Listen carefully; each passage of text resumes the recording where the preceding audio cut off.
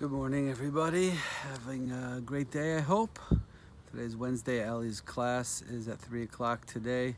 Make sure to join her for an inspiring hour of connecting with Allie and some really special Jewish ideas. We're talking about spirituality, and we're continuing on that theme. We've been talking about SDS, Spiritual Deficiency Syndrome, and a realization that until we begin to develop our inner selves and our spiritual side, we're never going to fully feel satisfied and happy inside. We'll always feel like something's missing. And I think it's really a key component of spirituality from a Jewish point of view is our actions, of course, have to be spiritual. And what does it mean for our actions to be spiritual? Well, one of the parts or one of the pieces of that is to be focused outward, to be focused on the other. In Hebrew, we call this chesed. Chesed means that I'm not just thinking about what's my best interest and what's good for me, but I'm also thinking about the other person and how I can help another person or make another person happy. You know, Abraham and Sarah, who were the founders of the Jewish people, the patriarch and matriarch of the Jewish people that got this whole thing going, they excelled in that particular midah, in that character trait of chesed. They were known for that. They had set up their inn in the desert, a tent with open on four sides, so that anybody could come at any time and partake in their kindness and their chesed. So that's a really big part of what it means to be Jewish. I just wanted to share with you this morning an idea that seems a little counterintuitive. So the story was that there was a great rabbi whose name was Rabbi Yisrael Salanter, founder of the Musar movement. As I've mentioned before, the Musar movement is that study of Judaism in the area of character development and self-improvement. And he once felt slighted or insulted or perhaps hurt by another person. So what did he do? How did he respond?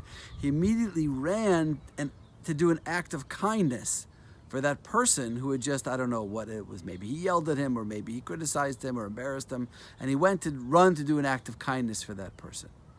So what's behind that? That's not how I usually react to somebody who insults me or harms me in some way. Go do an act of kindness for them. So Rabbi Eliyahu Eliezer Dessler, who was actually a descendant of Rabbi Yisrael Salanter's and a great thinker and writer in his own right, he explains that in Hebrew, the word for love is ahava. And that word is actually comprised of a smaller root word, which is hav. Hav means to give. He said the essence of loving another person, how does one create or foster feelings, positive feelings of love towards another person?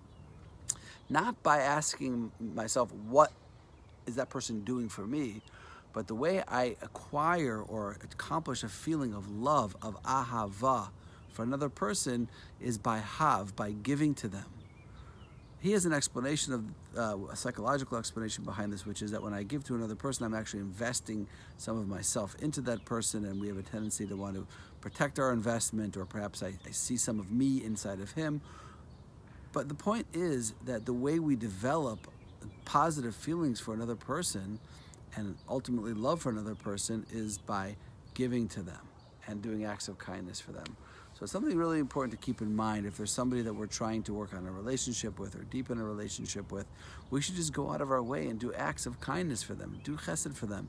And you'll see that it will actually turn around the internal feelings that we have and improve our relationships.